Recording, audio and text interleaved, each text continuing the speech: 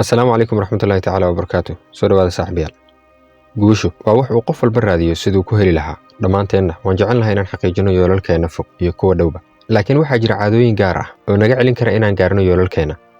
Haddii aan nahay bini aadam, waxaan ka samaysannahay caadooyin badan oo isugu jira kuwa xun iyo kuwa wanaagsanba. In aad abuurto nolol wanaagsanna waxay ku xiran tahay inaad dhisto caadooyin wanaagsan, isla markaana aad daaqadda ka saarto caadooyinka xunxun.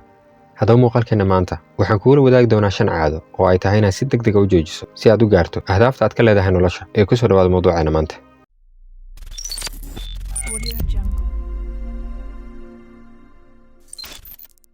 soo dhawaada mar kale. magacaygu waa Maxamed Cabdullaahi.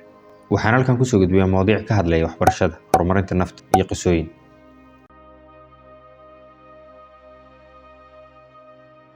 dib u dhigidda ama barriyeynta oo afafka Carabiga iyo Ingiriisiga lagu kala yiraahdo taswiif iyo procrastination waa sida ay u kala horeeyaan ayaa muddooyinkii ugu dambeeyay noqday mid ka mid ah cadowga guusha. xilligan aan ku jirnana aad ayay u sahlan tahay inaan sabab la'aan dib u dhigno oo aan hakinno howlo iyo mas'uuliyado muhiim ah.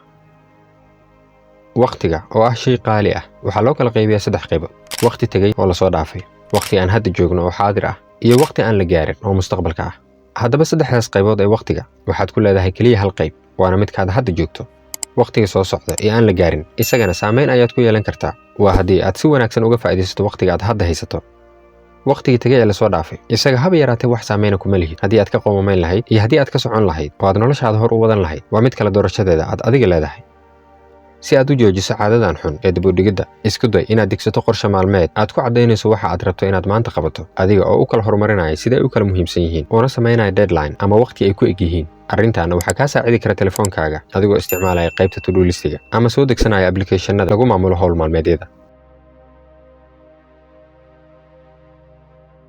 tiknoolajiyaddu waxay noqotay qayb lagama maarmaan u ah nolosheenna, laakiin sidoo kale waxay caqabad weyn ku noqon kartaa horumarka iyo kontroolka nafteenna.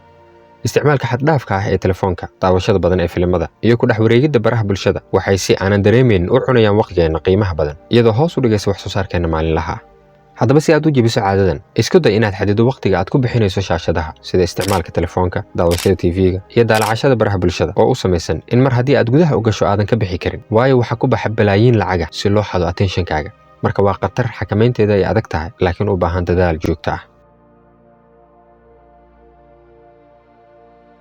raadinta dhammaystirnaan waa in aan la sugno waqti ku habboon wax walba oo aan qaban lahayn, in aanan wax tallaabo ah qaadin ilaa wax walba 100% ay isku aadaan. taasina ma ahan wax macquul ah. raadinta dhammaystirnaanta ayaa ku horseedi karta dib u dhigiddii aan wax yar ka hor ka soo hadalnay.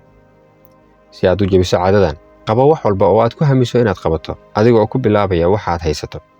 deji yoolal macquul ah si aadan u niyad jabin, diiraddana saar oo joogtay waxaad qabanayso.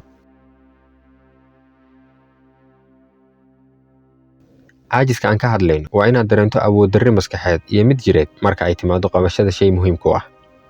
maanta waxaan maraynaa heer aan 5 daqiiqo xitaa u sabri karin shay muhiim u ah nolosheenna, halka waqti badan aan ku bixinno wax aan faa'iido badan inoogu jirin. haddaba si aad waqtigaaga uga faa'iidaysato, guulana u xaqiijiso, jooji caadadan ka caajisidda howlaha danta kugu jirto.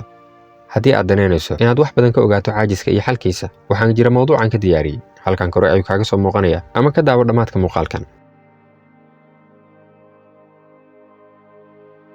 ma ku dhiman tahay inaad subax walba hurdada ka kacdo adiga oo dareemaya in weli jirkaagu u baahan yahay hurdo, xitaa adiga oo seexday xilli hore, ugu yaraanna helay 7 ama 8 saacadood oo hurdo ah?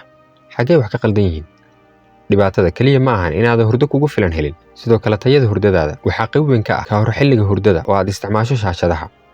nasiib darro, 90% dadka, gaar ahaan dhallinyarada, waxay hurdada ka hor isticmaalaan shaashadaha sida telefoonada, TV-ga iyo wixii la mid ah, taas oo aad u saameynaysa helista hurdada iyo nasiinada uu jirkaagu u baahan yahay. sidaa darteed, jooji isticmaalka shaashadaha ugu yaraan saacad ka hor hurdadaada. haddiise ay qasab noqoto inaad isticmaasho kombiyuutarka ama telefoonka ka hor xilliga hurdada, waxaan kugula talinayaa inaad isticmaasho abiska hoos u dhigaya xaddiga iftiinka ay bixinayaan shaashadaha, kaas oo yarayn doona khatarta shucaacaas uu ku leeyahay indhahaaga iyo hurdadaadaba.